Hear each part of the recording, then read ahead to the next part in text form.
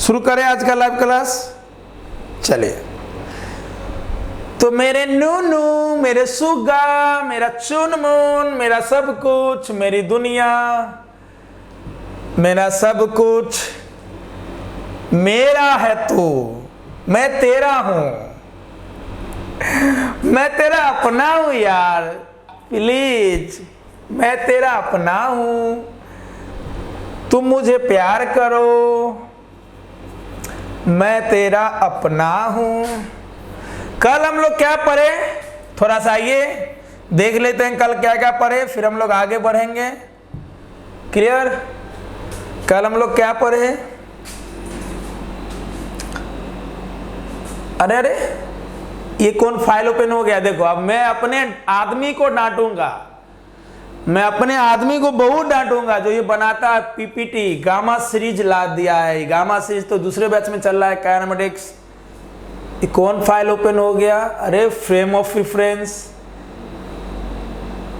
कल ये तो आपके बैच का नहीं लग रहा है, ये तो दूसरे बैच का है। एक मिनट में चेक करूं, ये तो दूसरे बैच का है, तो आपके बैच का नहीं है, ये तो दूसरे बैच का है। अब मैं अपने आदमी को इतना डांटूंगा, इतना डांटूंगा, इतना डांटूंगा कि वो अपने फैमिली में किसी का नाम डी से नहीं रखेगा। मैं अपने आदमी को इतना डांटूंगा, इतना डांटूंगा कि वो अपने फैमिली में किसी का नाम जन्मों जन्मों तक डी से नहीं रखेगा। डी से डांटना, उसके नाम में, उसके फैमिली के नाम में कुछ नहीं होने वाला है। अब मुझे दूसरा फाइल खोलना पड़ेगा। आप कहोगे सर आज आप पूरे मूड में हैं, तो ये बताओ मैं कब मूड में नहीं रहता हूँ? मैं तो हमेशा मूड में ही रहता हूँ।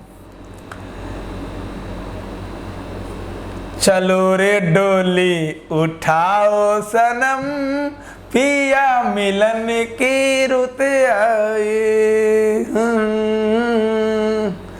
चलो रे डोली उठाओ सनम।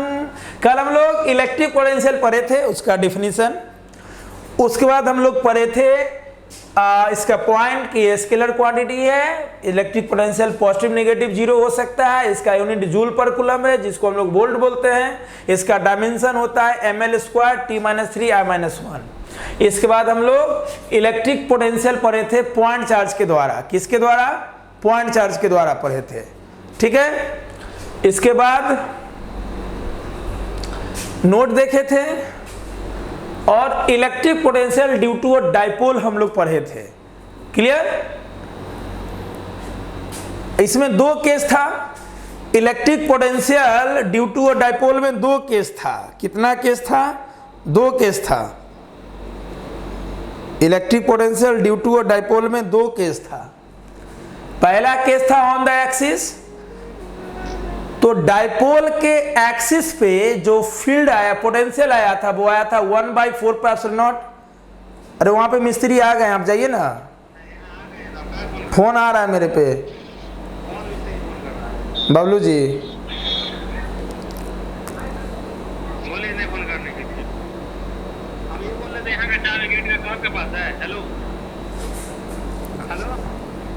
बाबू एक मिनट रुक जाओ, चाबी पीछे वाला का शायद, एक मिनट देख लेते हैं।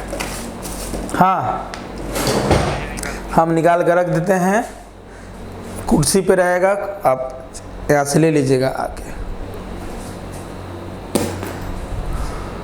और बोलिए मिस्त्री जी को फोन कर लेना, मेरे पे कर रहे हूँ। बबलू जी आ गए हैं? हाँ कर लीजिए, बोले फोन कर देना, किस पे नहीं करना, हम लाइव क्लास में हैं। एक मिनट बाबू, मैं आ रहा हूँ, थोड़ा सा काम चल रहा है क्लासरूम में। आप लोग के लिए कुछ सरप्राइज भी है, आप लोग के लिए सरप्राइज भी है।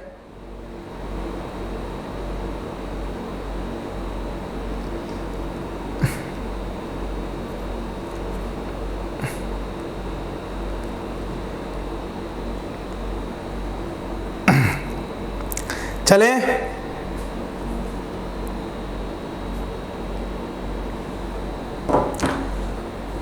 आ जाइए स्टडी पे।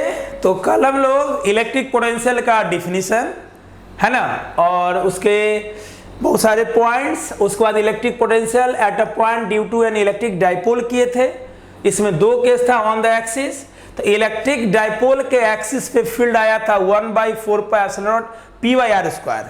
अगर कोई डाइपोल है यहाँ माइनस चार्ज यहाँ प्लस चार्ज, तो इसके एक्सिस पे जो इलेक्ट्रिक पोटेंशियल आया था वो इलेक्ट्रिक पोटेंशियल था 1/4πε0 p/r², जहां p इलेक्ट्रिक डाइपोल मोमेंट होता है। और परपेंडिकुलर बाइसेक्टर पे फिर बहुत सारा नोट देखे थे हम लोग, नोट भी देखे थे कल, तो आप लोग पढ़े ही हैं या लाइव पढ़े होंगे या रिकॉर्डेड। तो और हम लोग केस 2 देखे थे ऑन परपेंडिकुलर बाइसेक्टर। तो परपेंडिकुलर बाइसेक्टर पे इलेक्ट्रिक पोटेंशियल 0 आया था। तो इलेक्ट्रिक डाइपोल के द्वारा अगर इलेक्ट्रिक पोटेंशियल निकालना हो तो दो केस हम लोग किए थे पिछले क्लास में। एक्सिस पे आया था 1/4πε0 p/r² और परपेंडिकुलर बाइसेक्टर पे 0 आया था। ठीक है, अब आइए केस 3 करते हैं एट एनी जनरल पॉइंट। ठीक है, आइए केस 3।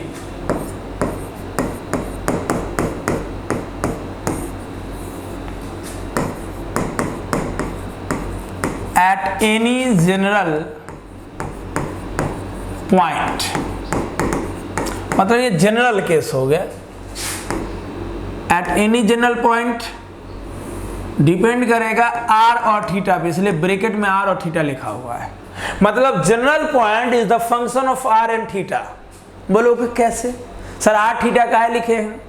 तो बउआ हमर नू हमर सब कुछ, ये डाइपोल है, डाइपोल का सेंटर है, तो सेंटर से एक्सिस पे निकालना है।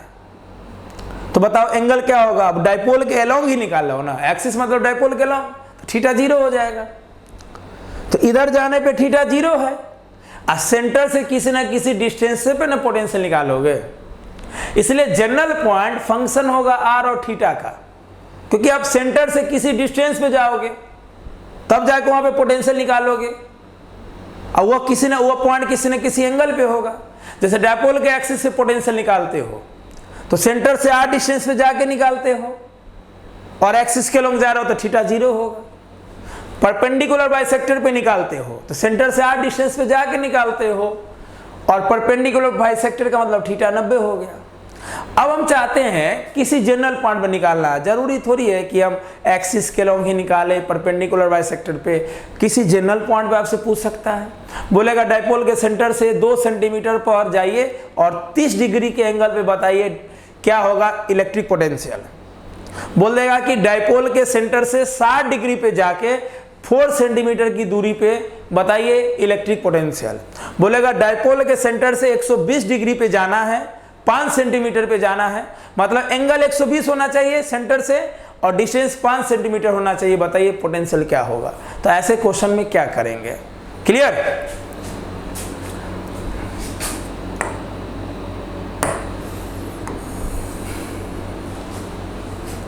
मैं आपको बहुत सारा मेथड बताऊंगा आज का आज। मेथड 1 बहुत ही सिंपल है, देखो नॉलेज के लिए। तो मान लो ये डाइपोल है, ये माइनस चार्ज है और ये प्लस चार्ज है, और इसका ये सेंटर है। तो मान लो ये भी ए, ये भी ए, और इस डाइपोल के सेंटर से जनरली आर डिस्टेंस पे हम गए, कोई पॉइंट पी लिए, और ये थीटा एंगल पे है। ठीक है, ये हमारा डाइपोल, ऐसे जाएंगे तो एक्सिस, ऐसे जाएंगे सेंटर से द परपेंडिकुलर बाइसेक्टर। हम किसी जनरल पॉइंट पे गए, जो जनरल पॉइंट पी है वो सेंटर से आर डिस्टेंस पे है, थीटा एंगल पे है। तो बताइए यहाँ पे पोटेंशियल क्या होगा, इलेक्ट्रिक पोटेंशियल। सोच, इसको क्या बोलते हैं? जब दो इक्वल और अपोजिट चार्ज रखा हुआ रहता है स्मॉल दूरी पे तो वो डाइपोल कहलाता है। और डाइपोल का जो डाइपोल मोमेंट होता है वो क्या होता है? डाइपोल का डाइपोल मोमेंट वेक्टर क्वांटिटी होता है जिसका मैग्नीट्यूड होता है दोनों में से कोई एक चार्ज। डाइपोल का जो डाइपोल मोमेंट होता है वो क्या होता है? वेक्टर क्वांटिटी होता है। जिसका डायरेक्शन जो होता है वो माइनस से प्लस होता है। डायपोल मोमेंट का डायरेक्शन क्या होता है? माइनस से प्लस। देखो डायपोल का डायपोल मोमेंट एक वेक्टर क्वांटिटी होता है। अब वेक्टर क्वांटिटी है तो डायरेक्शन भी होगा माइनस से प्लस, और मैग्नीट्यूड होता है दोनों में से एक charge and separation between them, दोनों के बीच का सेपरेशन, दोनों में से एक चार्ज और बीच का separation, separation a plus A2 है। तो ये डायपोल मोमेंट का मैग्नीट्यूड है और डायरेक्शन है माइनस से प्लस। अब सोचो ये इलेक्ट्रिक डायपोल मोमेंट है जिसको हम p वेक्टर से लिखे हैं, तो इसका दो कंपोनेंट होगा, थीटा के लॉन्ग कॉस थीटा, है कि नहीं है?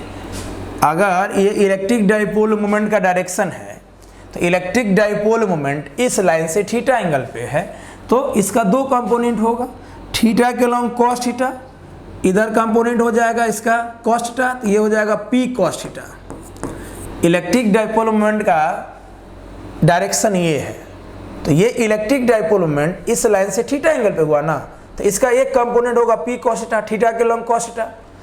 एक कंपोनेंट होगा थीटा के परपेंडिकुलर साइन थीटा, तो ये कंपोनेंट ऐसे जाएगा,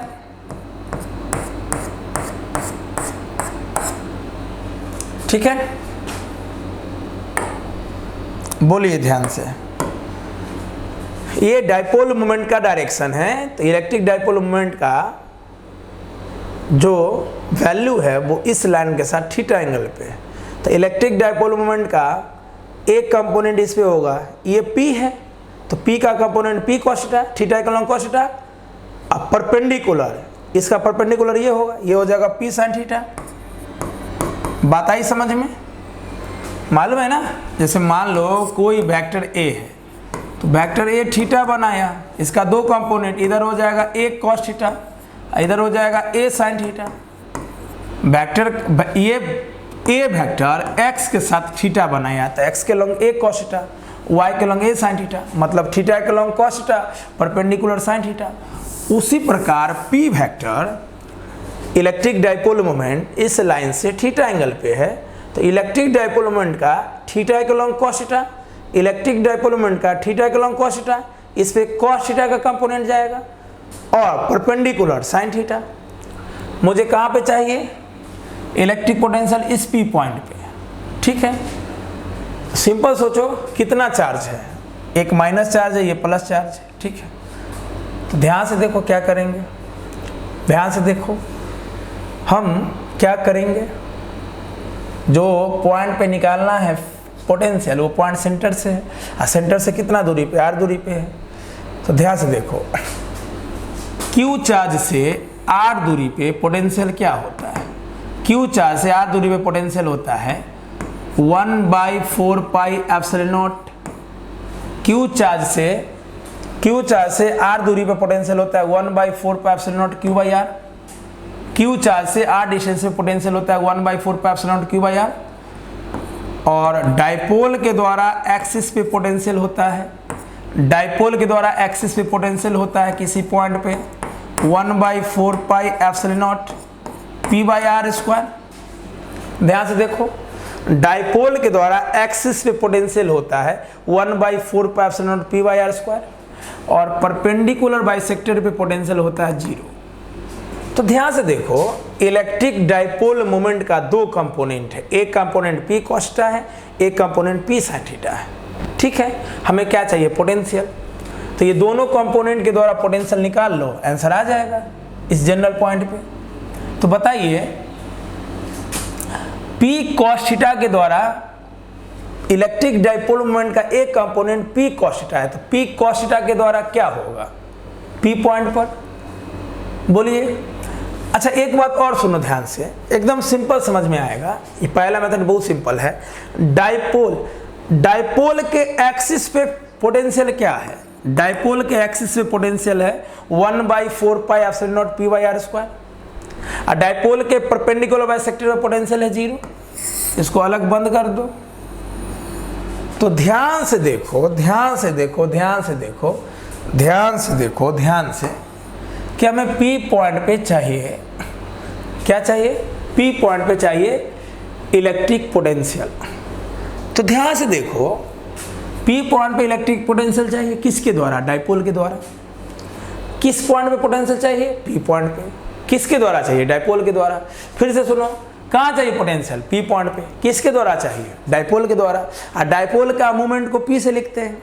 तो ध्यान से सोचो, इलेक्ट्रिक डाइपोल मोमेंट का दो वैल्यू है, एक वैल्यू है P cos, एक वैल्यू है P sin theta.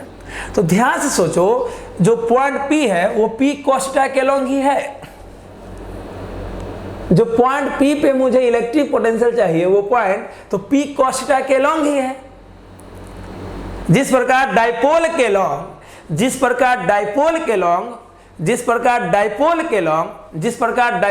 Long potential होता है 1/4πε0 P/r², उसी प्रकार डाइपोल के कंपोनेंट, ये देखो, ये डाइपोल मोमेंट है, ये डाइपोल मोमेंट का कंपोनेंट है। एक कंपोनेंट है पॉइंट के लॉन्ग, एक है परपेंडिकुलर। तो मुझे P पॉइंट पे जो पोटेंशियल चाहिए वो किसके द्वारा हो जाएगा? V1 + V2। तो करेंगे कुछ नहीं, P पॉइंट पोटेंशियल हमको क्या निकालना है? डाइपोल के द्वारा निकालना है। ठीक है, तो यहाँ पे डाइपोल का दो कंपोनेंट है, एक कॉस वाला एक साइन वाला। तो जो कॉस वाला कंपोनेंट है वो किसके अलोंग है? किसके अलोंग है? वो उस पॉइंट के अलोंग ही है। तो V1 + V2 लिख दो। V बराबर V1 इस P cos के द्वारा निकाल लो। P cos के द्वारा P पॉइंट पे पोटेंशियल, बोलो क्या होगा? 1/4πε0 देखो ना यार, डाइपोल के एक्सिस पे पोटेंशियल क्या होता है? 1/4πε0 P/r²। बस यहाँ P के जगह P cos है, तो बस P के जगह P cos कर दो, P cos/r², खत्म कहानी। प्लस V2, यहाँ पे जो V बराबर V1 + V2 है, वो V1 + V2 का मतलब समझाते हैं। V1 पोटेंशियल है डाइपोल मोमेंट के ये कंपोनेंट के द्वारा, V1 पोटेंशियल है डाइपोल मोमेंट के इस कंपोनेंट के द्वारा, और V2 है डाइपोल मोमेंट के इस कंपोनेंट के द्वारा। तो डाइपोल मोमेंट का जो कंपोनेंट P cos है उसके द्वारा पोटेंशियल P पॉइंट पे हो जाएगा 1/4πε0 P cos/r²। कहोगे सर कैसे? बोलो कैसे? ऐसे कैसे? ऐसे डाइपोल के एक्सिस पर किसी पॉइंट में पोटेंशियल कल क्या निकाले थे? 1/4πε0 P/r²। तो ये देखो, डाइपोल के कंपोनेंट का एक्सिस है ना, ये डाइपोल का कंपोनेंट है। तो कंपोनेंट के एक्सिस पे ना है पॉइंट P, कंपोनेंट के एक्सिस पे ही ना है पॉइंट P, तो बस इसी पे बैठा देंगे। बस P के जगह P cos हो जाएगा। अब सोचो, हम क्या बोले थे कि P पॉइंट में पोटेंशियल निकालना है, तो लिख दिए V बराबर V1 + V2। V1 है potential due to P cos, मतलब इस कंपोनेंट के द्वारा, और V2 है इस कंपोनेंट के द्वारा। बताओ तो इस कंपोनेंट के रिस्पेक्ट में P पॉइंट परपेंडिकुलर बाइसेक्टर पे है कि नहीं है? डाइपोल के परपेंडिकुलर बाइसेक्टर पे पोटेंशियल क्या होता है? 0। डाइपोल के परपेंडिकुलर बाइसेक्टर पे पोटेंशियल क्या होता है? 0। तो ये डाइपोल मोमेंट का ये जो कंपोनेंट है P sin थीटा, अगर हम इस कंपोनेंट के द्वारा P पॉइंट में पोटेंशियल निकालेंगे तो क्या हो जाएगा? 0। क्योंकि इस कंपोनेंट, इस डाइपोल के इस कंपोनेंट के द्वारा ये P पॉइंट परपेंडिकुलर है, परपेंडिकुलर बाइसेक्टर पोटेंशियल 0 होता है, कल ही बताए थे। आ गया आंसर। तो इस जनरल पॉइंट P पे पोटेंशियल हो जाएगा 1/4πε0 P cos θ/r²। अगर आपसे पूछ देगा कि डाइपोल के सेंटर से किसी भी एंगल पर किसी भी दूरी पे जाके पोटेंशियल बताइए, तो ये फॉर्मूला लगा देना। 1/4πε0 तो कांस्टेंट ही है, इसको K से भी लिखते हैं। अब 1/4πε0 लिखो चाहे K लिखो, बतवा बराबर। इसका वैल्यू 9 × 10⁻⁹ होता है, पहले से भी जानते हो। P माने इलेक्ट्रिक डाइपोल मोमेंट, थीटा बोलेगा 30 तो 30 लेना, 60 तो 60 लेना, 90 तो 90 लेना, 120 तो 120 लेना। बोलेगा कितना दूरी पे, वो दूरी नीचे रख देना। आया समझ में? आया समझ में?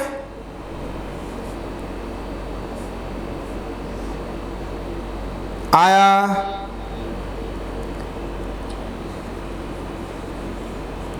आया,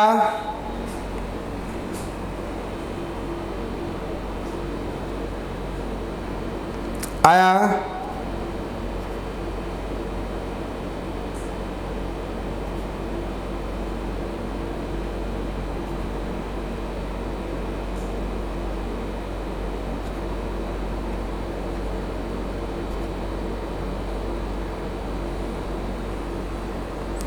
अरे आया, समझ में आया? अच्छे से जल्दी बोलो, आया समझ में मेरे प्यारे छात्रों? आया समझ में?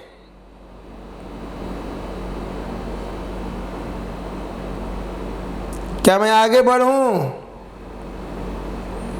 आगे बढ़े हम? क्लियर? अब देखो, इस जनरल केस से हम कल वाला केस 1 केस 2 निकाल सकते हैं, आराम से निकाल सकते हैं। बोलो कैसे? ऐसे, ऐसे नोट क्या आया जनरल पॉइंट पे? एट एनी जनरल पॉइंट पर क्या आया है potential? 1/4 pi epsilon naught P cos theta by R square, ये आया है। अरे अरे कहां भाग रहे हो? मेरे से बेवफाई कर रहे हो, हमको छोड़ के भाग रहे हो। मैं तुम्हारे बिना कैसे जीऊंगा मेरी जान? तू ही मेरा सब कुछ, तू ही मेरा ईमान, तू मेरा सुबह है, तू मेरा शाम है, तू ही मेरी आँच है, तू ही मेरी पूछ है, तू ही मेरी पूजा है, तू ही मेरा ताज है, तू ही मेरा सब कुछ है। सब कुछ तुम, मेरा आस तुम, मेरा विश्वास तुम, मेरा तन, मेरा मन, मेरा धन तुम, सब कुछ। क्यों भाग रहे हो बेवफाई करके? तो जनरल पॉइंट में पोटेंशियल आया 1/4 pi epsilon naught P cos theta by R square. यहां से 2 नोट बांट दो, नोट 1, नोट 2। हेलो, सुन रहे हो बच्चों? अब सोचो नोट 1 में क्या होगा? ऑन द एक्सिस पे अगर हमको निकालना है, on the axis electric potential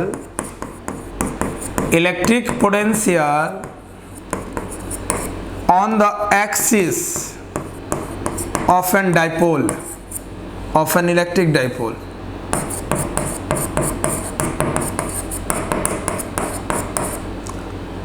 simple, dipole के एक्सिस पे निकालने के लिए थीटा को 0 करना पड़ेगा। मान लो ये डाइपोल है, माइनस चार्ज प्लस चार्ज, ये सेंटर है, ये ए इस पॉइंट पे फील्ड चाहिए जो कि यहाँ से मान लो r डिस्टेंस पे। तो भैया डाइपोल के अलोंग एक्सिस पे निकालोगे तो थीटा 0। अब सोचो इसमें थीटा 0 करोगे, cos 0 क्या होगा? cos 0 1, तो बचेगा क्या? पुट थीटा बराबर 0 डिग्री। तो अगर इसमें 0 डिग्री पुट करोगे तो क्या आएगा? 1/4 pi epsilon naught P by R square. बोल, अरे बोलना, आया कि नहीं आया? आया ना? कल जो इतना लंबा चौड़ा बुद्धि लगाए, इतना कैलकुलेट किए, तो डायरेक्ट आ गया। मतलब अगर किसी फॉर्मूला का तुम जनरल मेथड निकाल लेते हो ना, तो जनरल मेथड से तुम कुछ भी कर सकते हो। एक्सिस और परपेंडिकुलर बाइसेक्टर से तुम जनरल मेथड नहीं निकाल सकते हो, लेकिन जनरल से एक्सिस पे भी निकाल लिए, अब परपेंडिकुलर बाइसेक्टर पे भी निकाल लिए, है कि नहीं? कल देखो, कल मैं ले चलता हूं, आओ मैं आपको पिछले एपिसोड में ले चलता हूं। पिछले एपिसोड में आप देखे कि शक्तिमान कैसे गन गन नाच किया था, और गन गन नाच करते हुए, कैलकुलेट करते हुए इतना वैल्यू लाया था। तो इतना कैलकुलेट करना पड़ा जब हम लोग डायरेक्ट बनाए थे। और आज जब हम लोग देख लिए जनरल पॉइंट पे, जब हम आज हम लोग देख लिए जनरल पॉइंट पे, आज हम लोग यहां से पढ़ना शुरू किए हैं, तो जनरल पॉइंट पे आंसर ये आया। अब इस आंसर में बस थीटा का वैल्यू चेंज करो, एक्सिस पे निकालना तो थीटा 0 कर दो, और परपेंडिकुलर बाइसेक्टर पे निकालना तो थीटा 90 कर दो, है कि नहीं? बोलो। नोट 2 देखो आ गया, इसमें 0 कर दो पुट। ऑन परपेंडिकुलर बाइसेक्टर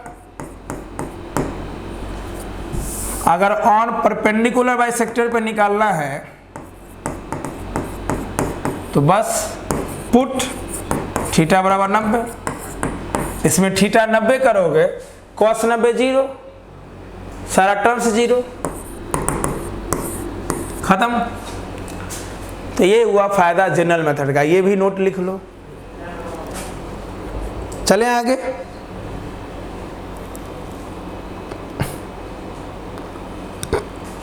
चलें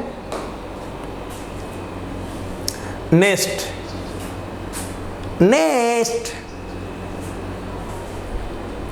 अब इसका मेथड 2 करते हैं। 4 मेथड पढ़ाऊंगा आज, सबका अलग अलग फायदा है, सबका अलग अलग फायदा है, उसका यूज भी होगा, टेंशन मत लो, नॉलेज भी मिलेगा। मेथड पहले 2 तो देखो, मेथड 2, ठीक है।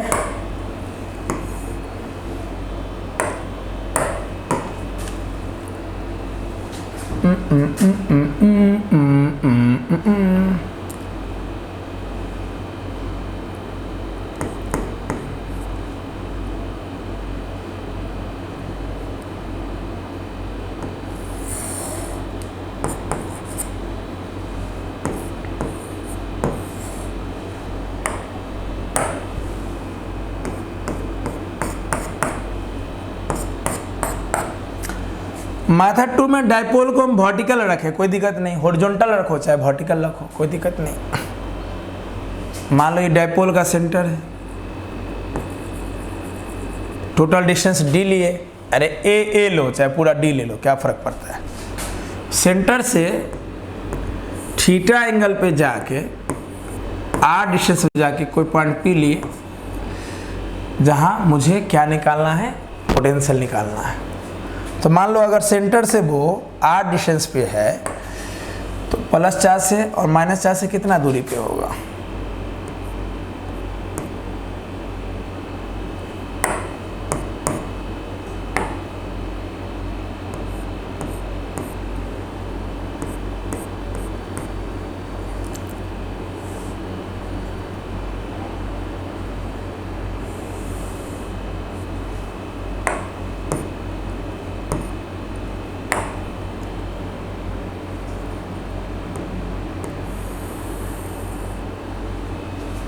मान लो अगर वो पॉइंट P सेंटर से r डिस्टेंस पे है तो माइनस चार्ज से R1 पे है, ओके, और प्लस से R2 पे है,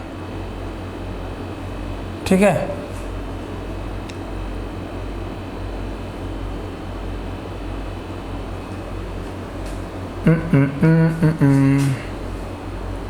एक काम करो, चीज़ों को फिर से थोड़ा सा अच्छा करो।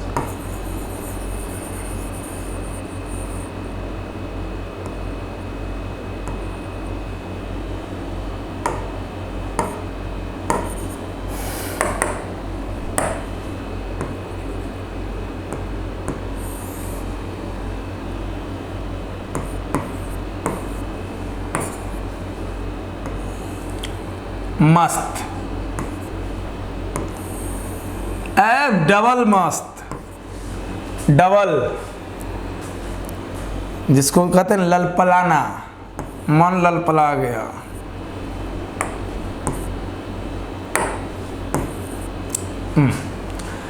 तो मुझे इस पॉइंट पे पोटेंशियल चाहिए, किसके द्वारा भैया, इस डाइपोल के द्वारा, प्लस और माइनस चार्ज के द्वारा। सबसे पहला लाइन क्या करो, V बराबर लिख दो V1 प्लस V2। क्यों V1 प्लस V2, तो अगर V1 पोटेंशियल प्लस चार्ज के द्वारा P पॉइंट पे, तो V2 माइनस चार्ज के द्वारा P पॉइंट पे।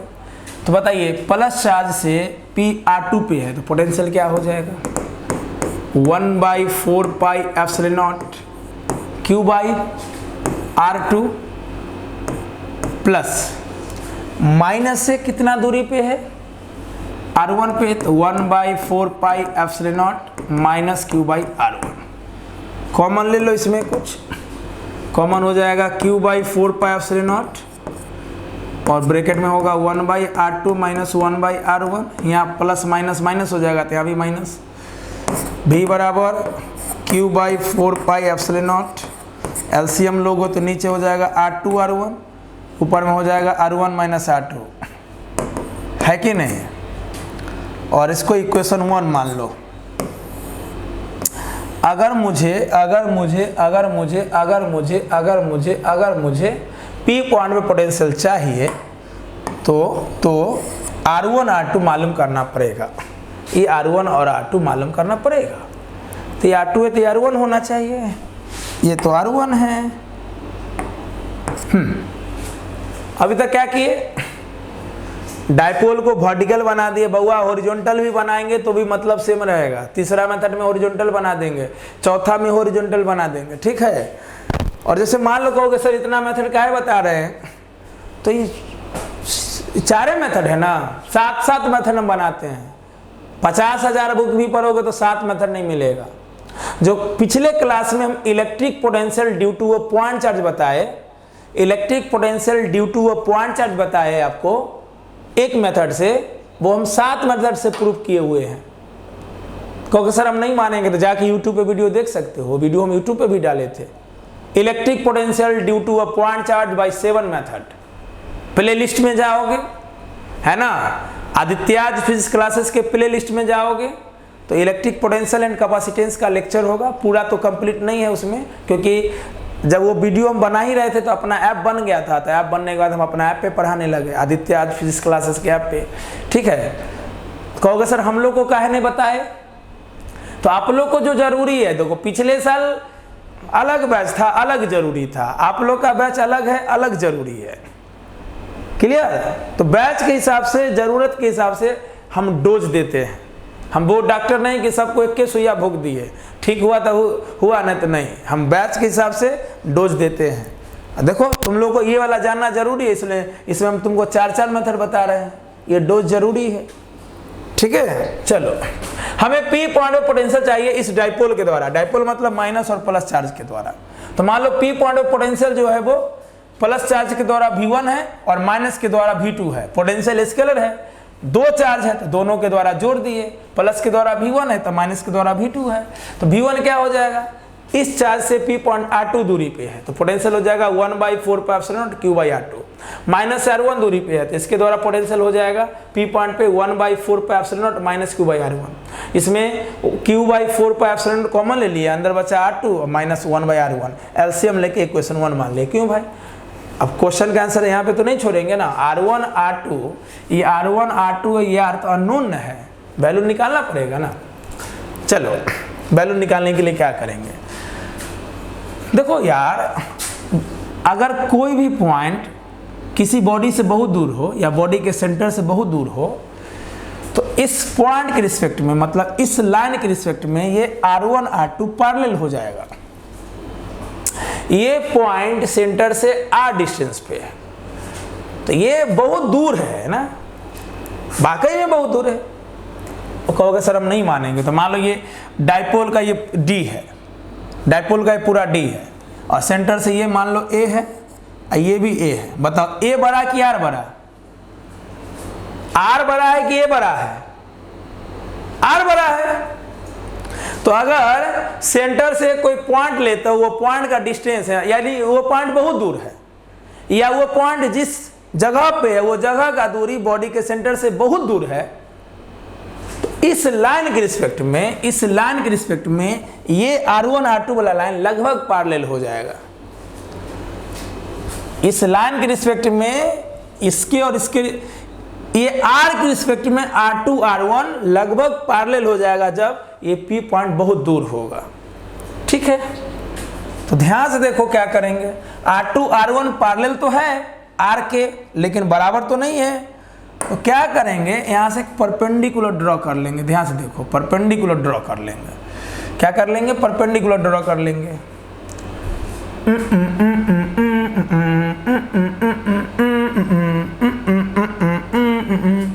यहाँ पे भी ड्रॉ कर लो या अलग कर लो। ध्यान से देखो,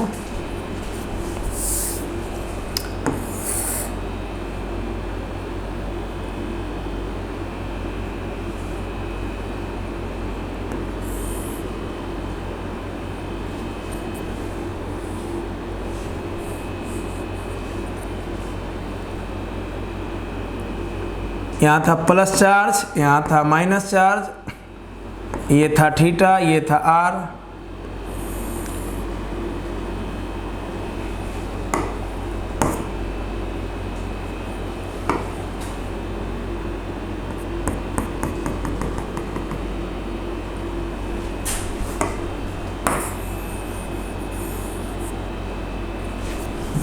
एक मिनट रुको,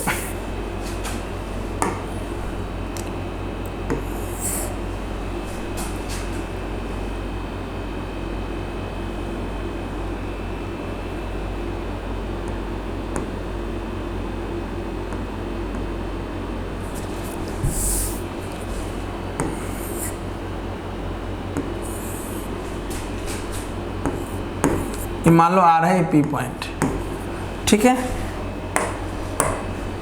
और यहाँ से ये R1 है,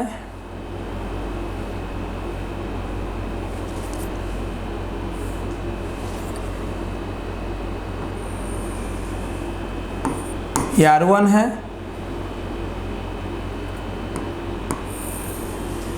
ये R2 है। यहाँ प्लस चार्ज था, यहाँ माइनस चार्ज था, ये यहाँ से यहाँ D है, ये सेंटर है। तो देखो यार, ये R2 था और ये R1 था, है ना, ये दोनों बराबर तो नहीं है। बस हम ये बोले कि अगर P पॉइंट सेंटर से बहुत दूर पे होगा तो इस लाइन के रिस्पेक्ट में जो P के अलोंग लाइन है उसके रिस्पेक्ट में R2 R1 लगभग पैरेलल हो जाएगा। पैरेलल हो जाएगा लेकिन बराबर तो नहीं होगा। और इसका वैल्यू निकालने के लिए क्या करेंगे, यहाँ से एक परपेंडिकुलर ड्रॉ करो। क्या करते हैं हम लोग, एक परपेंडिकुलर ड्रॉ करते हैं। सोचो, अब अगर हम परपेंडिकुलर ड्रॉ कर लिए, परपेंडिकुलर ड्रॉ कर लिए, परपेंडिकुलर ड्रॉ कर लिए, अब R2 R1 यहाँ से देखो, परपेंडिकुलर ड्रॉ कर लेंगे तो ध्यान से देखो, ये R2 है और ये R1 है, तो ये डिफरेंस कितना होगा, ये हो जाएगा R2 माइनस R1। ध्यान से देखो, अगर ये P पॉइंट बहुत दूर है सेंटर से, मतलब ये R बहुत बड़ा है, ये R बहुत बड़ा होगा, तो इसके रिस्पेक्ट में R2 R1 लगभग पैरेलल हो जाएगा। अब पैरेलल को स्टडी करने के लिए हम एक परपेंडिकुलर ड्रॉ करते हैं। परपेंडिकुलर ड्रॉ कर लिए, यहाँ से एक परपेंडिकुलर ड्रॉ किए। अब ये परपेंडिकुलर ड्रॉ किए, इसका क्या मतलब, अब क्या हो जाएगा, देखो ये R2 है ना, परपेंडिकुलर ड्रॉ कर लिए तो R1 और R2 यहाँ से तो बराबर हो जाएगा। ये मान लो R1 है, ये मान लो R2 है, तो ये डिफरेंस क्या होगा, ये मान लो R1 है और ये R2 है, तो ये डिफरेंस क्या होगा, R2 माइनस R1। ये डिफरेंस बताओ, अब ये R1 है, ये R2 है, तो ये डिफरेंस कितना होगा, R2 माइनस R1। अब इस R2 माइनस R1 का वैल्यू क्या होगा, ये D है, ये D है, ये थीटा, तो ये भी थीटा, तो इस D का इस पे कंपोनेंट क्या होगा, D cos थीटा। इस D का इस पे कंपोनेंट क्या होगा, D cos theta. R2 minus R1 D cos theta के बराबर हो जाएगा, है कि नहीं। जब पॉइंट P बहुत दूर होगा तो R2 R1 लगभग बराबर होगा, R2 R1 लगभग बराबर होगा, ठीक है। तो ये चूंकि R2 और R1 लगभग पैरेलल लाइन है, R2 और R1 लगभग पैरेलल लाइन है, इस चीज को स्टडी करने के लिए परपेंडिकुलर ड्रॉ करते हैं। तो ये R1 ये R2, तो ये डिफरेंस होगा R2 माइनस R1। ये डिफरेंस कितना होगा, R2 माइनस R1, है या ना। और अगर यहाँ अच्छे से नहीं दिख रहा है तो तुम ये चीज यहाँ भी देख सकते हो, यहाँ देखो, यहाँ देख सकते हो, ये चीज यहाँ भी हो जाएगा, यहाँ से भी परपेंडिकुलर। R2 R1 लगभग पैरेलल है, कर लो। अब बताओ, ये R2 और ये R1, R2 ये R1, तो ये डिफरेंस क्या हो जाएगा, R2 माइनस R1। ये थीटा, तो ये भी थीटा, ये थीटा, तो ये भी थीटा। बताओ R2 माइनस R1 क्या हो जाएगा, यहाँ भी ये D है, ये पूरा D है, तो D का इस लाइन के लोग क्या होगा कंपोनेंट, D cos थीटा। तो D cos थीटा उतना ही होगा जितना R2 माइनस R1 होगा। क्लियर। तो हमें क्या करना था, R1 R2 के बारे में चर्चा करना था। तो R1 माइनस R2 या R2 माइनस R1 जो लिखो, है ना, क्या हो जाएगा, D cos थीटा। अरे भाई अगर हम इसको पहले लिख देंगे या इसको बाद में लिखेंगे तो बतवा तो बराबर ही पड़ेगा ना। R1 माइनस R2 लिख दो, माने तो R1 माइनस R2 लिख दो, लो इससे कोई फर्क नहीं पड़ेगा। लो कर लो ना, ये डिफरेंस क्या होगा, ये R1 है ये R2 है, तो ये डिफरेंस R1 माइनस R2 हो जाएगा। लो R1 माइनस R2 कर लो, यहाँ भी ये 1 कर लो, ये 2 कर लो, इससे कोई फर्क नहीं करता, कोई भी पहले कोई भी बाद में लिखो, ठीक है। चलो तो डिफरेंस क्या हो जाएगा, ये जो डिफरेंस आएगा R1 माइनस R2 ये d cos थीटा के बराबर हो जाएगा। चलो तो R1 माइनस R2 तो आ गया। अब ध्यान से देखो बाबू, ये जो आपको दिख रहा है R1 माइनस R2 आपको तो बड़ा दिख रहा होगा, लेकिन वाकई में ये डिफरेंस बहुत छोटा है। R1 माइनस R2 बहुत छोटा है, वेरी स्मॉल है। हम आपको जूम करके दिखा रहे हैं, ये जो डायग्राम आपको बना के दिखा रहे हैं वाकई में आपको जूम करके दिखा रहे हैं, तो ये आपको बड़ा दिख रहा है, वो रियली में बहुत छोटा है। क्योंकि आप बोर्ड पे पढ़ते हो, बोर्ड 2 डायमेंशन है, आपको दिखाना जरूरी है, इसलिए बड़ा है, वाकई में बहुत छोटा है। तो जब दो चीज का डिफरेंस आपस में बहुत छोटा हो, दो चीज का डिफरेंस आपस में बहुत छोटा हो, इसका मतलब है कि R1 माइनस R2 लगभग बराबर हो जाएगा। R1 माइनस R2 लगभग बराबर कब होगा, जब R1 minus R2 is very small, जब R1 minus R2 very small होगा तो R1 R2 के बराबर हो जाएगा। लेट R1 बराबर R2 बराबर R, हम मान लिए कि R1 R2 को R मान लिए। R1 लगभग बराबर R2 के कब होगा, जब R1 minus R2 very small होगा। जब ये दोनों को लगभग बराबर मान लिए हैं, तो इसके बदले R लिख दो। अब बताओ फॉर्मूला क्या हो जाएगा, फ्रॉम इक्वेशन 1 क्या हो जाएगा, इक्वेशन 1 है Q by 4 pi epsilon not R1 minus R2 है d cos theta by R2R1, ये दोनों तो आपस में लगभग बराबर है। क्यों भाई, इसका डिफरेंस बहुत छोटा है, लगभग बराबर है। हम R1 R2 को R मान लिए, तो ये भी R और R स्क्वायर, ये टूट के क्या हो जाएगा, ध्यान से देखो 1 बाई 4 पाई एप्सिलॉन नॉट लिख सकते हैं। Q को अंदर भेज दो, Q और D बताओ, ये डाइपोल में से कोई एक चार्ज लो, अब बीच का सेपरेशन D लो, QD को क्या बोलते हैं, डाइपोल मोमेंट। दोनों में से एक चार्ज, अब बीच का सेपरेशन D, तो charge into separation dipole moment. तो Q और D, यहाँ देखो Q और D को P बोल देंगे, P cos theta by R square. तो इस मेथड से फार्मूला प्रूफ हो गया। 1 बाई 4 पाई एप्सिलॉन नॉट को अलग लिख दिए, क्यू डी के बदले पी लिख दिए, कॉस के जगह कॉस, आर की जगह आ गया।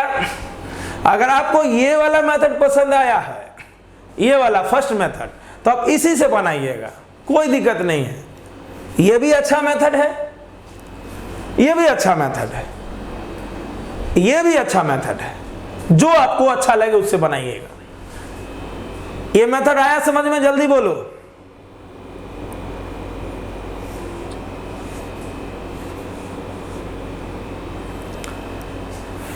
आया समझ में, जल्दी चले आगे। चले नेक्स्ट, अभी 2 मेथड और सिखाते हैं, ठीक है ना, अच्छे से सीखना। ये मेथड 2 हो गया, ठीक है। Next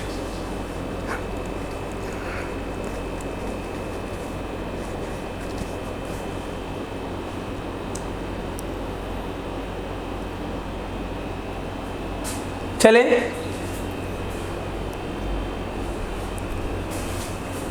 method 3।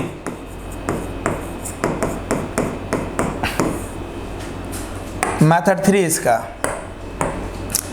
मान लो ये डाइपोल है,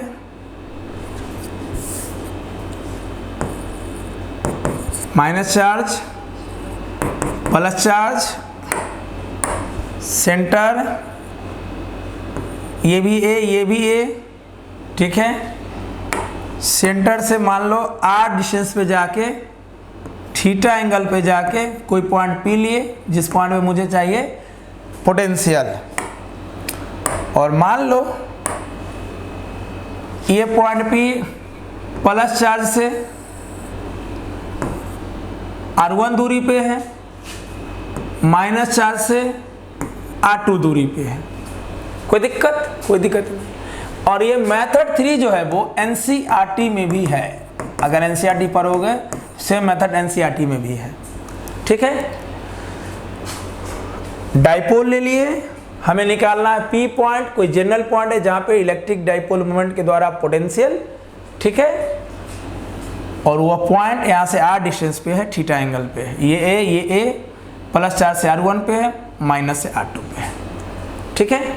चलो ध्यान से देखो, अगर मुझे P पॉइंट में पोटेंशियल निकालना है तो सबसे पहले हम V बराबर V1 प्लस V2 लिख देते हैं। अगर V1 प्लस चार्ज के द्वारा पोटेंशियल है तो V2 माइनस के द्वारा है, ये आपके ऊपर डिपेंड करता है। अगर V1 माइनस के द्वारा है तो V2 प्लस के द्वारा है, कोई फर्क नहीं पड़ता है, किसी से करो आंसर सेम आएगा। तो चलो, अगर P पॉइंट में पोटेंशियल हमको इस डाइपोल के द्वारा निकालना है। डाइपोल का मतलब दो चार्ज का सिस्टम, तो हमको ये लिखना पड़ेगा V बराबर V1 प्लस V2। तो V1 अगर प्लस चार्ज के द्वारा पोटेंशियल है तो V2 माइनस के द्वारा है। तो चलो प्लस के द्वारा बताओ P पॉइंट में पोटेंशियल क्या हो जाएगा, 1/4 pi epsilon not, 1/4 pi epsilon not Q by R1 plus 1/4 pi epsilon not minus Q by R2। ये V1 प्लस चार्ज के द्वारा पोटेंशियल है P पॉइंट पे, V2 माइनस के द्वारा पोटेंशियल P पॉइंट पे। तो प्लस के द्वारा पोटेंशियल हो जाएगा 1/4 pi epsilon not Q by distance R1 है तो R1, माइनस के द्वारा हो जाएगा 1/4 पाई एप्सिलॉन नॉट, माइनस है तो माइनस, R2 है तो R2। कॉमन क्या ले सकते हैं, Q/4 pi epsilon not common ले सकते हैं, अंदर बचेगा 1/R1, ये माइनस प्लस माइनस 1/R2, ठीक है। और इसको इक्वेशन 1 मान लो और R1 R2 निकाल लो। मेथड 2 में R1 R2 कैसे निकाले थे, मेथड P में R1 R2 निकाले थे, मेथड P में R1 R2 निकाले थे, क्या सोच के निकाले थे, क्या सोच के निकाले थे कि भैया P पॉइंट बहुत दूर है तो इस लाइन के रिस्पेक्ट में R2 R1 लगभग पैरेलल होगा, ये समझ के बनाए थे हम लोग। लेकिन मेथड 3 में ऐसा नहीं करेंगे, मेथड 3 में डायरेक्शन कोसाइन लगाएंगे। क्या लगाएंगे, डायरेक्शन कोसाइन। अब डायरेक्शन कोसाइन क्या होता है, मैं थोड़ा सा हिंट दे देता हूं। आप लोग वेक्टर में पढ़े होंगे डायरेक्शन कोसाइन, डायरेक्शन कोसाइन है ना। जैसे मान लो कोई ट्रायंगल है, कोई ट्रायंगल है, ठीक है, कोई ट्रायंगल है, ट्रायंगल मान लो ABC है, ओके। ये एंगल A है, ये एंगल B है, ये एंगल C है। ABC ट्रायंगल है, ये एंगल A, ये एंगल B, एंगल C।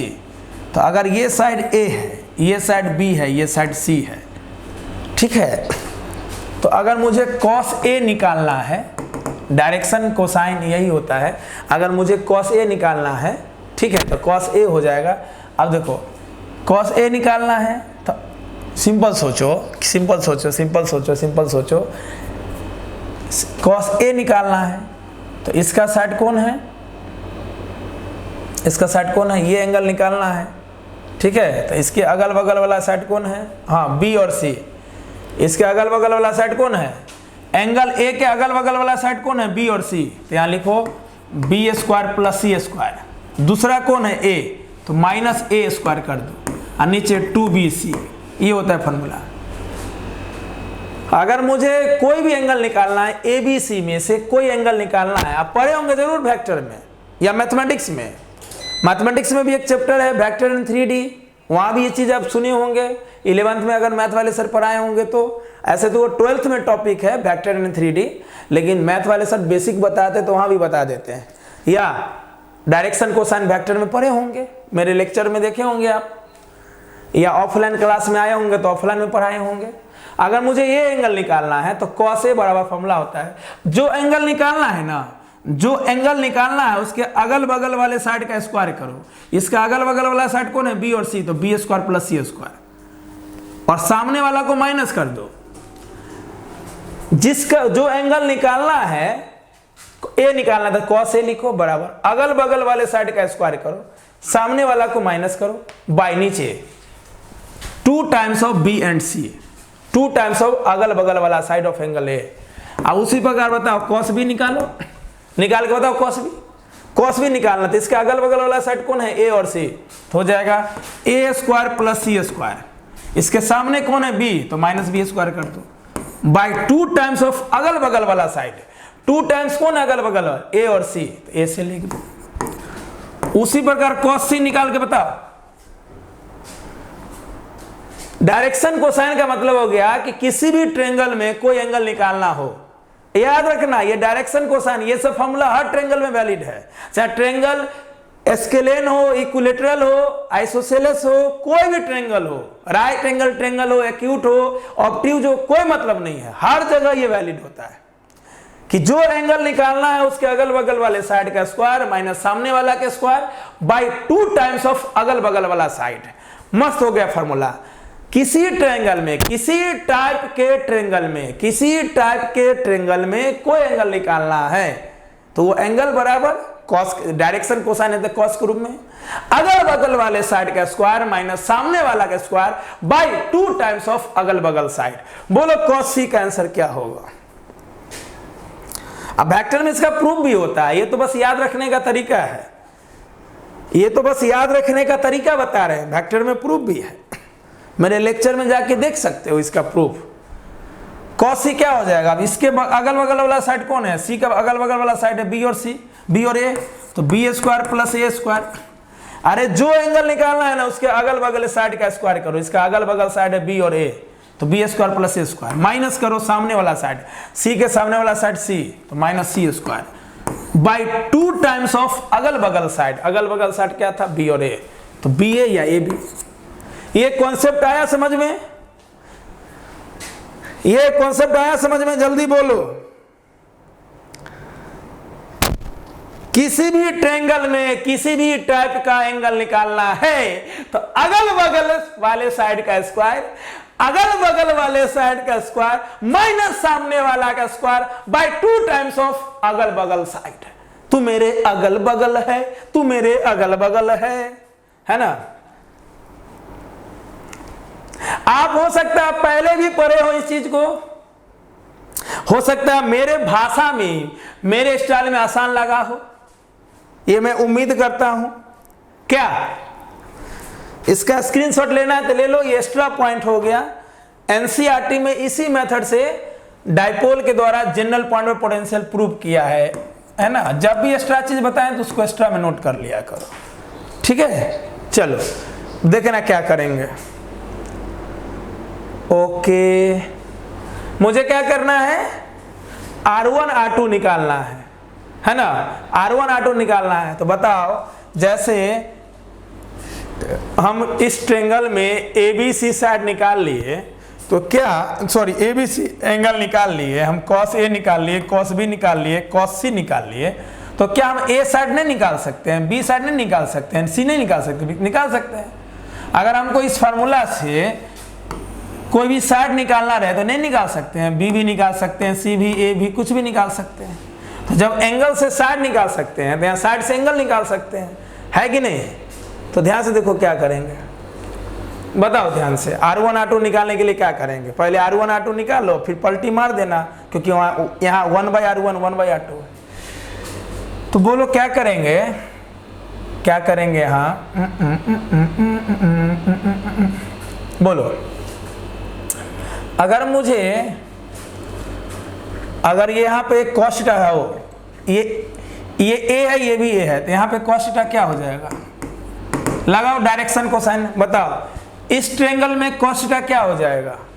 इसके अगल बगल वाला कौन है, इसका अगल बगल वाला, इसका अगल बगल वाला कौन है, अगल बगल वाला है A और R, तो R square plus A square इसके सामने कौन है R1, तो माइनस R1 स्क्वायर, है ना, मस्त हो गया।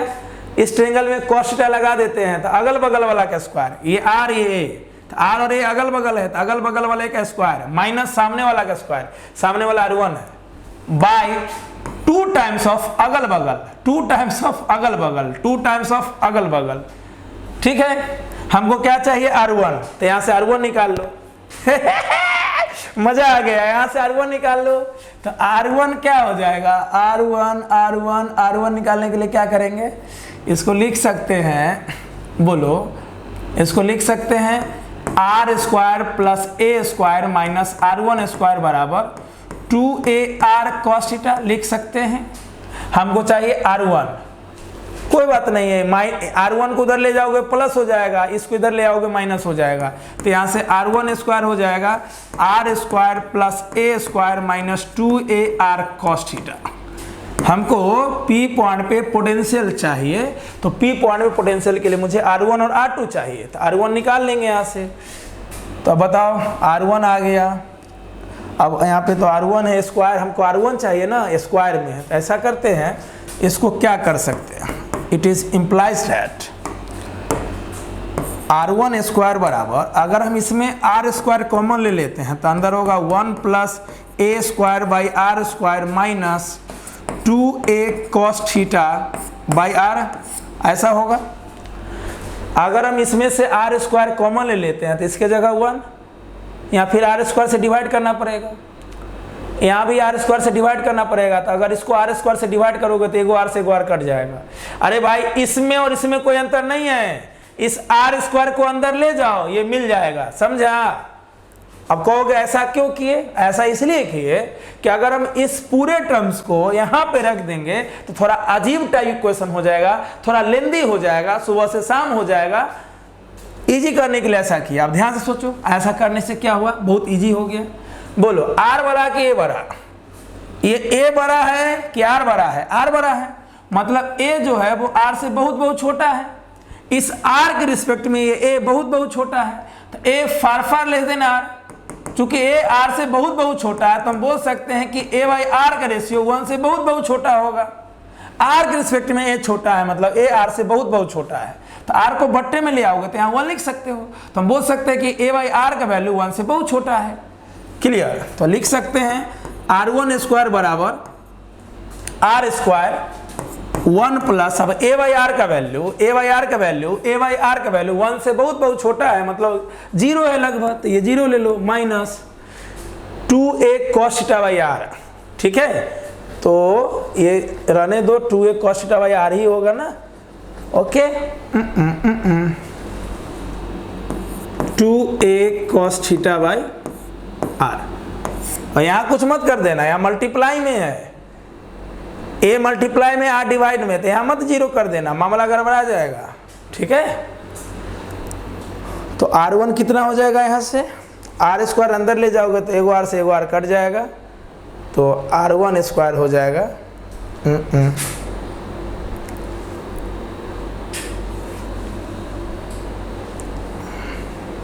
यहाँ से R1 स्क्वायर क्या हो जाएगा, R स्क्वायर अंदर जाएगा तो R square plus R square अंदर ले जाओ, तो यहाँ R स्क्वायर प्लस अंदर ले आओ, R सार कट जाएगा, हो जाएगा 2AR cos थीटा। ठीक है, अब क्या करें, एकदम सिंपलेस्ट करना है, जितना सिंपलेस्ट कर सकते हैं।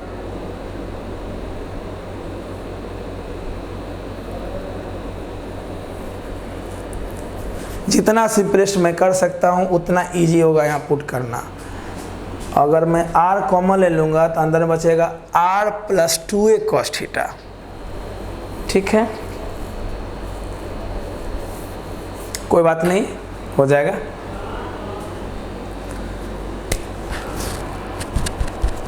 एकदम इजी सलूशन चाहिए, थोड़ा और बुद्धि लगाते हैं। R1 का वैल्यू जितना कम हो जाए,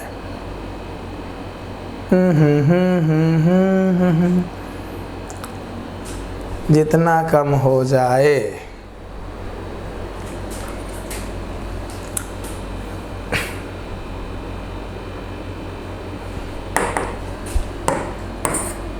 R1 स्क्वायर बराबर अगर इसमें हम R कॉमन ले लेंगे, अंदर में बचेगा R plus 2a cos theta. R common ले लेंगे तो अंदर बचेगा R plus 2a cos theta. ठीक है, तो रूट अंडर में डाल दो, रूट अंडर में डाल दो, डाल दो, डाल दो, डाल दो, डाल दो, डाल दो, डाल दो, डाल दो। अरे भाई चीज़ें तो पहले ही से आसान है, हम तो पहले ही लेंदी कर दिए। ध्यान से देखो, R1 स्क्वायर रहने दिए, इस पूरे को हम ऐसा लिख सकते हैं, हाँ या ना। इस R स्क्वायर को अंदर ले जाओगे ये वाला मिल जाएगा। ठीक है भाई, अब यहां से स्क्वायर हटा दो, स्क्वायर को अंदर ले जाओ, अब ये ले जाओ इसको, स्क्वायर के बदले रूट को अंदर ले जाओ, स्क्वायर के बदले रूट आ गया। अब बोलो क्या क्या होगा, बाहर क्या आएगा। अंदर में पहले क्या क्या बचा, R स्क्वायर 1 प्लस 0, ये 0 minus 2a cos theta by R। ठीक है,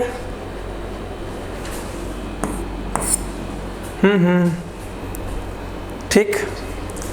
R1 बराबर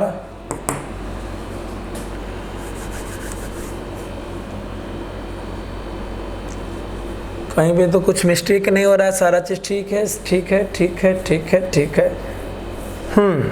मस्त।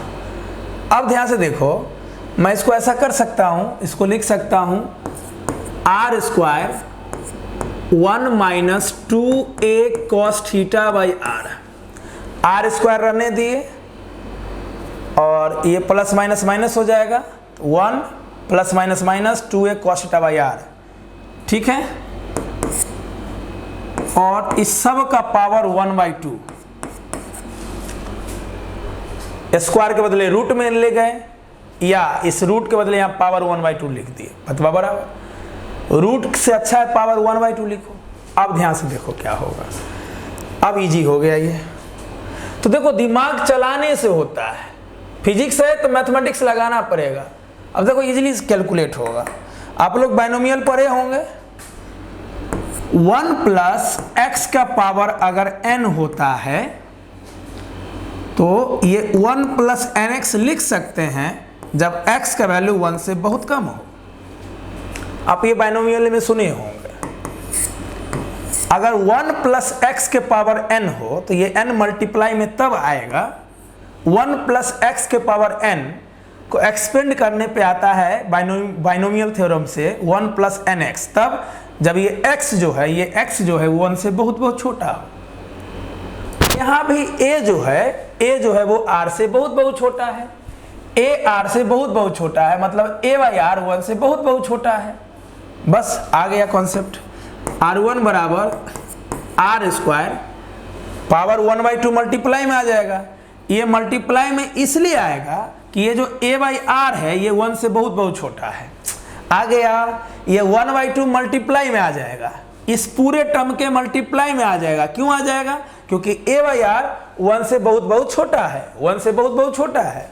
तो अगर ये 1/2 मल्टीप्लाई में आएगा, 1/2 मल्टीप्लाई में आएगा, 1/2 मल्टीप्लाई में आएगा, 1/2 मल्टीप्लाई में आएगा, 1/2 मल्टीप्लाई में आएगा, 1/2 मल्टीप्लाई में आएगा, 1/2 मल्टीप्लाई में आएगा, तो 2 से 2 कट जाएगा। ठीक है, तो R स्क्वायर इंटू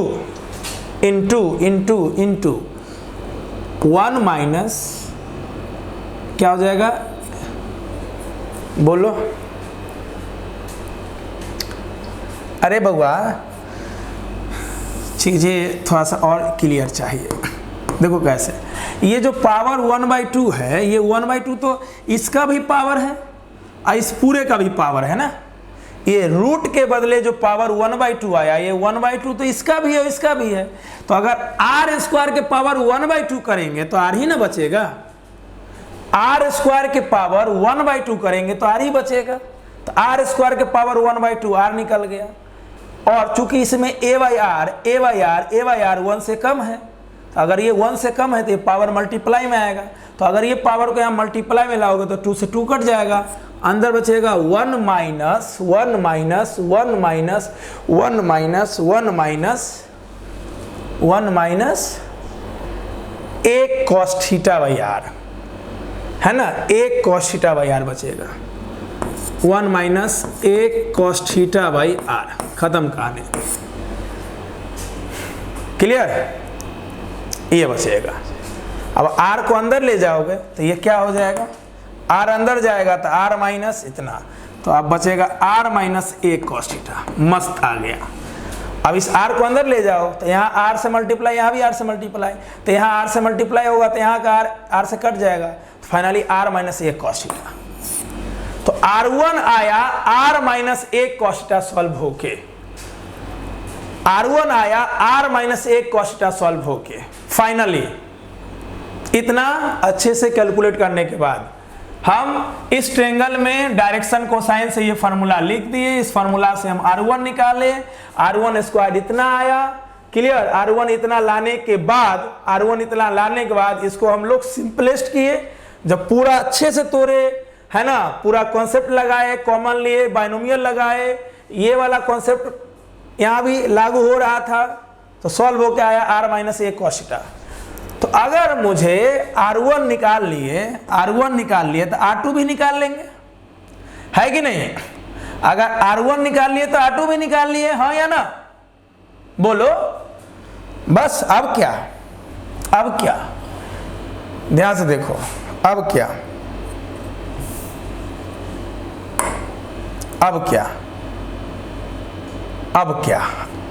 अब तो चिड़िया चुग गई खेत, अब तो हो गया।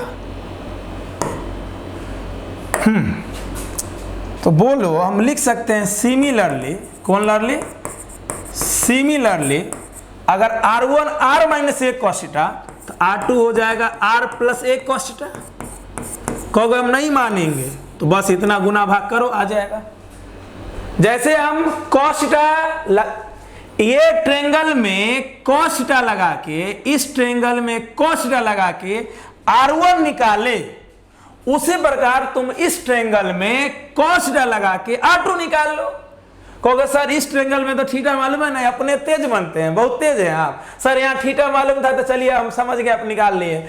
इस ट्रायंगल में तो थीटा मालूम है नहीं, अरे बेवकूफ, ये थीटा तो ये 180 माइनस थीटा हो जाएगा, ये पूरा 180, ये थीटा तो 180 माइनस थीटा। अब लगा दो, इस ट्रायंगल में लगा दो cos 180 माइनस थीटा, बैठा दो, तुमको सॉल्व करने के बाद भी इतना ही आएगा।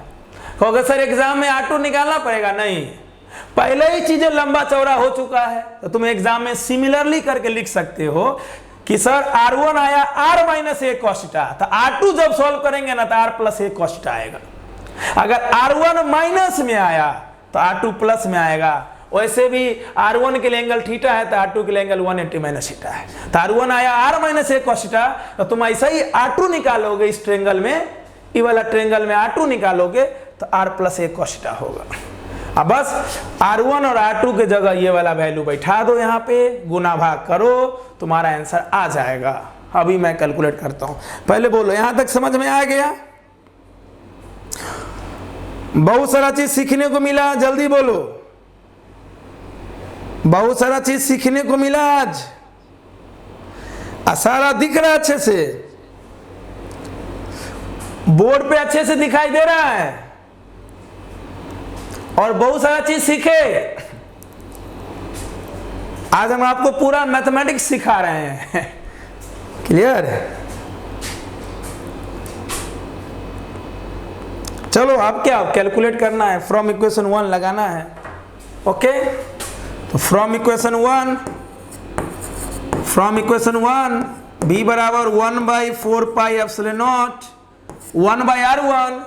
r1 कितना है, r माइनस 1 cos थीटा, तो 1/r minus 1 cos theta minus r2 कितना है, r प्लस 1 cos थीटा, तो 1/r प्लस 1 cos थीटा।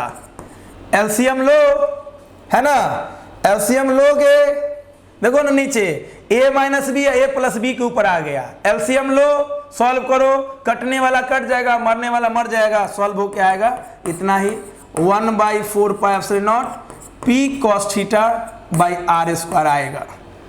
ठीक है, एलसीएम तो ले लोगे ना, एलसीएम लो, आंसर पाओ। कौन मेथड अच्छा लगा अभी तक? एक मेथड और आज बताएंगे, कल से नया टॉपिक बनाएंगे, बस ज्यादा नहीं, वो छोटा मेथड है।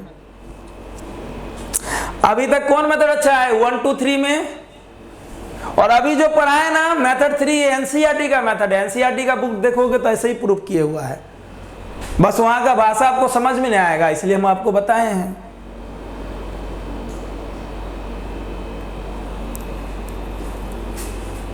वन टू अच्छा लगा, 3 भी बहुत अच्छा है बाबू, नॉलेज के लिए तो बता रहे हैं। चलो मेथड 4 भी बता दे, मेथड 4 भी सीखना चाहोगे?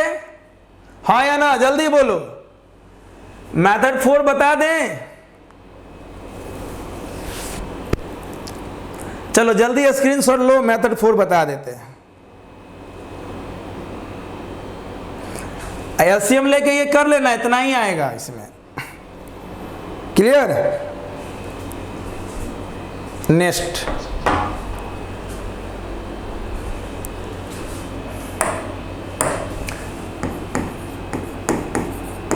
मेथड 4, ठीक है, तो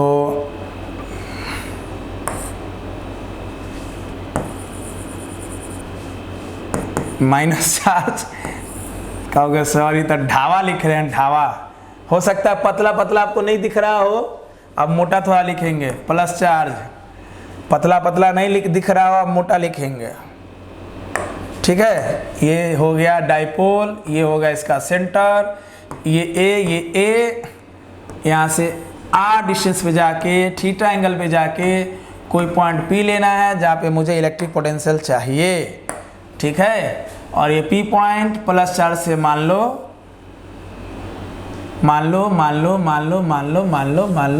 प्लस चार्ज से कुछ दूरी पे है, और ऐसे इसको बी पॉइंट मान लो, इसको ए पॉइंट मान लो,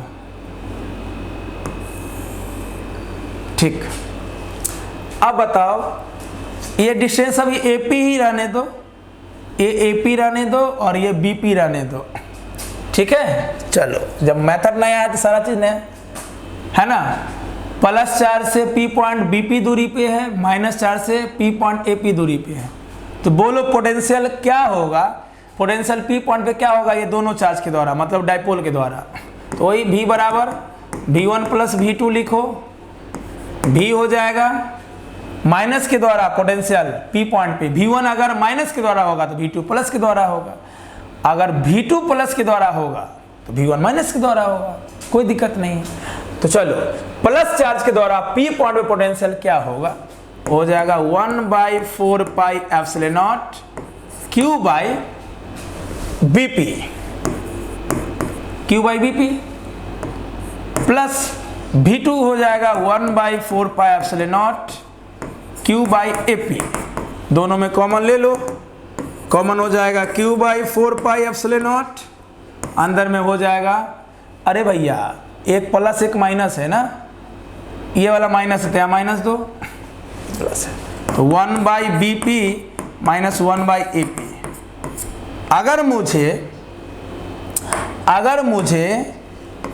P पॉइंट पे पोटेंशियल चाहिए, अगर मुझे P पॉइंट पे पोटेंशियल चाहिए तो ये BP और AP निकालना पड़ेगा, और BP और AP को निकालने के लिए इक्वेशन 1 को मान लिए हम। अब BP और AP निकालने के लिए क्या करेंगे, ध्यान से देखो, BP और AP निकालने के लिए क्या करेंगे, थोड़ा सा इसको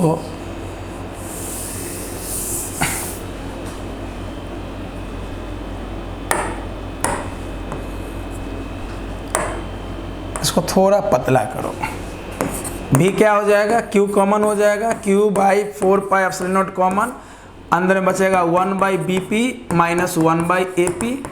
मुझे अगर P पॉइंट पे पोटेंशियल चाहिए मेथड 4 से, तो ये BP और AP निकालना पड़ेगा, और इसको हम इक्वेशन 1 मान लिए। BP और AP निकाल के यहाँ बैठा तो आंसर आ जाएगा। BP निकालने के लिए हम क्या करते हैं, ध्यान से देखो, बीपी निकालने के लिए क्या करते हैं,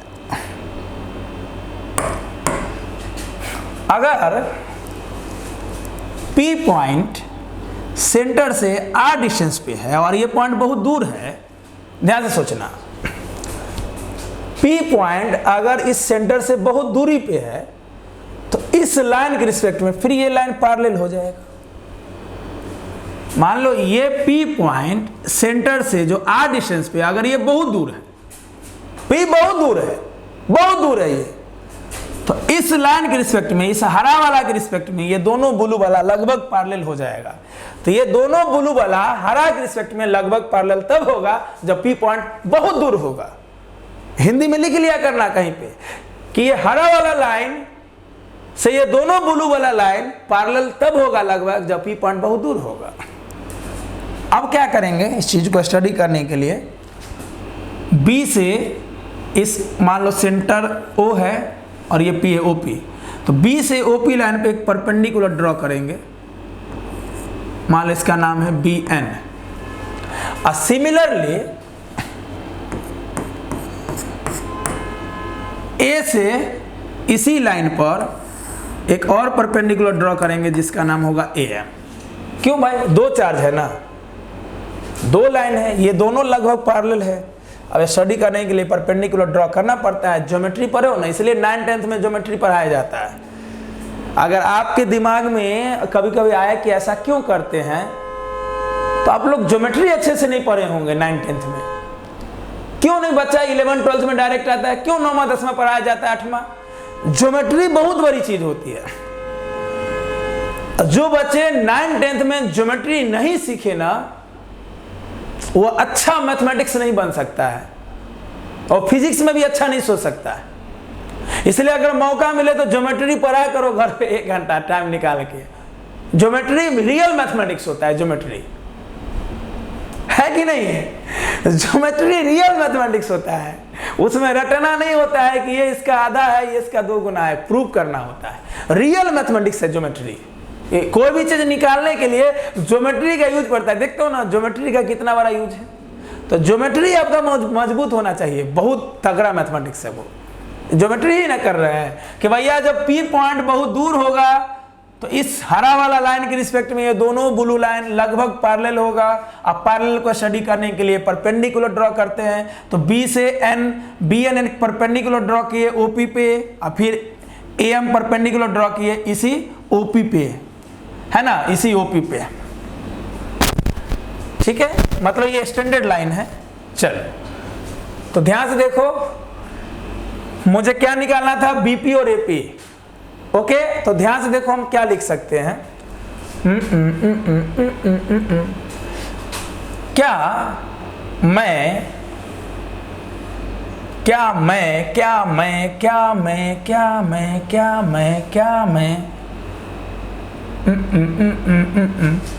मुझे एपी और बीपी दोनों चाहिए। चलो पहले एपी निकालते हैं। तो ध्यान से देखो, क्या हम एपी लगभग बराबर एमपी लिख सकते हैं? क्या हम एपी लगभग बराबर एमपी लिख सकते हैं? यस, है ना। इस लाइन के रिस्पेक्ट में ये दोनों लाइन लगभग बराबर, इसलिए एपी लगभग बराबर एमपी लिख सकते हैं। फ्रॉम ज्योमेट्री से एपी के लगभग बराबर हम एमपी लिख सकते हैं। तो एमपी कितना के बराबर हो जाएगा बताओ? ये एमपी क्या हो जाएगा? एमपी हो जाएगा ओएम प्लस ओपी। एमपी हो जाएगा ओएम प्लस ओपी। चलो ओपी तो आर है, ओपी तो आर है, एम क्या होगा? एम, तो देखो एम निकालने के लिए क्या करेंगे, ओएम क्या होगा? एपी, ज्योमेट्री से एपी लगभग बराबर एमपी, एमपी हो जाएगा ओएम प्लस ओपी। ओपी तो आर है, ओपी तो आर है, ये पूरा आर है। ओएम क्या होगा? तो ओएम निकालने के लिए देखो इस ट्रायंगल में ये 90 है। ओएम निकालने के लिए इन ट्रायंगल, अगर मुझे ये ओएम निकालना है तो हम लगा सकते हैं आराम से। In triangle A M O, अगर मुझे OM या MO निकालना है तो ट्रायंगल AMO में क्या लगा सकते हैं बताओ, cos थीटा क्या होगा? cos थीटा होता है base by hypotenuse, base by hypotenuse. Okay, तो बेस हो जाएगा OM, ट्रायंगल AMO में बेस हो जाएगा OM और हाइपोटेनस हो जाएगा OA, है ना। परपेंडिकुलर के सामने, परपेंडिकुलर के सट्टल होता है बेस और सामने होता है हाइपोटेनस। ट्रायंगल AMO में cos थीटा हो जाएगा base by hypotenuse OM by OA, ठीक है। तो OM निकालना है तो OM हो जाएगा OA cos थीटा, तो OM बराबर OA cos थीटा। OA क्या है?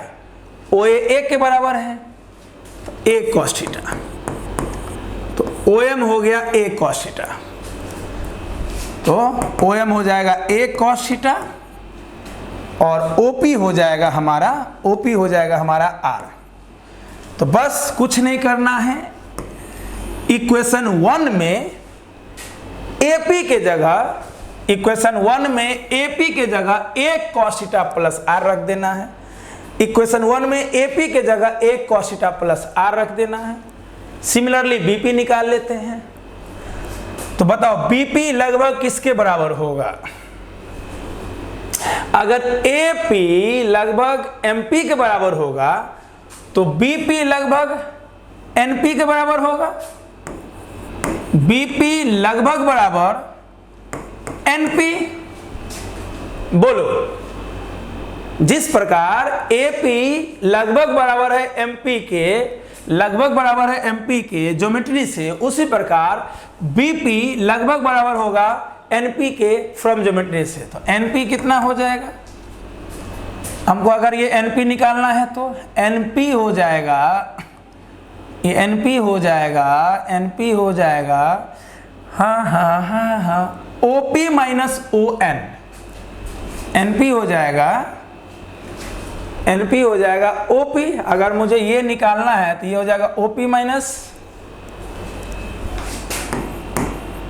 ON। OP कितना R, OP कितना R, OP है R। BP लगभग बराबर MP ज्योमेट्री से, क्योंकि लाइन ये परपेंडिकुलर है। अगर दो लाइन के बीच में एक परपेंडिकुलर हो तो ये दोनों आपस में बराबर होते हैं, है ना, क्लियर। तो BP लगभग बराबर MP, BP लगभग बराबर NP, BP लगभग बराबर NP और NP हो जाएगा OP माइनस N।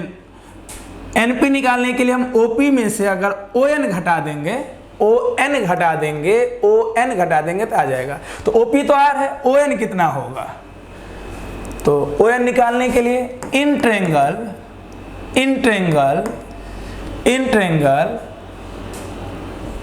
यहाँ O है, यहाँ B है, यहाँ N है। इन ट्रायंगल BNO में लगाओ cos थीटा, क्या हो जाएगा cos theta? In triangle BNO में cos थीटा, cos थीटा क्या होता है? ये भी परपेंडिकुलर। cos थीटा क्या होता है? बेस बटा हाइपोटेनस। तो इस ट्रायंगल में बेस क्या होगा? बेस हो जाएगा ON, triangle BNO, triangle BNO में बेस क्या होगा? ON, बेस हो जाएगा ON और हाइपोटेनस हो जाएगा OB। या इन ट्रायंगल BNO में cos थीटा लगा देते हैं तो हमेशा हमें ON मिल जाएगा। तो अगर इस ट्रायंगल में हम cos थीटा लगाते हैं तो cos थीटा होता है बेस बटा हाइट, बेस हो जाएगा ON और ये cos थीटा होता है B बाई H, B हो जाएगा ON और H हो जाएगा OB। तो ON यहाँ से हो जाएगा OB cos थीटा और OB कितना है? A, OB कितना है? A cos थीटा, ठीक है। बस आ गया, मस्त। तो ON हो गया A cos थीटा। हम लोग सिमिलरली भी करके निकाल सकते थे कि अगर AP का value A cos theta plus R आया है तो BP A cos theta minus R ही आएगा, है ना। देखो इसी का उल्टा है, ये a cos theta plus r, या इसी को लिख सकते हैं और करके r plus a cos theta. अरे प्लस में है तो अगर प्लस में तो कोई पहले लिखो, कोई माइनस बाद में लिखो, कोई दिक्कत नहीं है। a cos theta plus r को लिख सकते हैं r plus a cos theta. तो हम लोग इतना करने की जरूरत भी नहीं थी, ये भी लिखने की जरूरत नहीं थी। सिमिलरली करके, क्या करके, सिमिलरली करके कि भैया अगर AP आया है r plus a cos theta तो स्वाभाविक है BP आएगा r minus a cos theta, सीधे उल्टा आएगा। चलो तो निकाल लिए। तो AP और BP का वैल्यू आ गया, AP और BP का वैल्यू 1 में पुट करो फ्रॉम इक्वेशन 1। इक्वेशन 1 में अगर तुम AP के जगह ये वैल्यू और BP के जगह ये वैल्यू रख दिया, एलसीएम लिया, कटने वाला कट जाएगा, मरने वाला मर जाएगा, बचने वाला बच जाएगा। क्लियर? अच्छे से एलसीएम लेके चेक कर लेना, आंसर इतना ही आएगा 1/4 pi epsilon naught P cos theta by r square. ठीक है, खेला खत्म। तो इलेक्ट्रिक डाइपोल के द्वारा एक्सिस पे फील्ड निकालना सिखा दिए, परपेंडिकुलर बाइसेक्टर पे, फिर जनरल पॉइंट पे निकालना सिखा दिए, उसको भी 4 मेथड से। क्लियर? उम्मीद है काफी नॉलेज मिला होगा आज के लेक्चर में, चाहे लाइव देख रहे हो या रिकॉर्डेड। क्लियर है? आज मैथमेटिक्स, फिजिक्स से ज्यादा तो पूरा मैथमेटिक्स की है। फिजिक्स तो मेथड 1 में था, मेथड 1 में फिजिक्स है, बाकी मेथड 2, 3, 4 में पूरा मैथमेटिक्स है।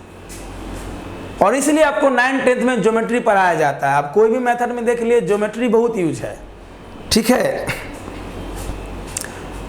चलें आगे। तो ये हो गया समाप्त। अगले क्लास में नया टॉपिक, नया एनर्जी। ठीक है, तो बाबू हमेशा रिवीजन करते रहो, डेली रिवीजन करो। आज जो पढ़े हो सोने से पहले रिवीजन करो, कल होने से पहले रिवीजन करो। जो रिवीजन करेगा वही अच्छा रहेगा, क्योंकि रिवीजन नहीं करोगे तो बाबू एक सब्जेक्ट नहीं है, सारा सब्जेक्ट आपको पढ़ना है, इसलिए रिवीजन करना पड़ेगा हर सब्जेक्ट में। डेली रिवीजन करने का आदत डालो। तो मिलते हैं अगले लेक्चर में नए एनर्जी, नए उत्साह, नए सोच के साथ। आपका बहुत बहुत धन्यवाद।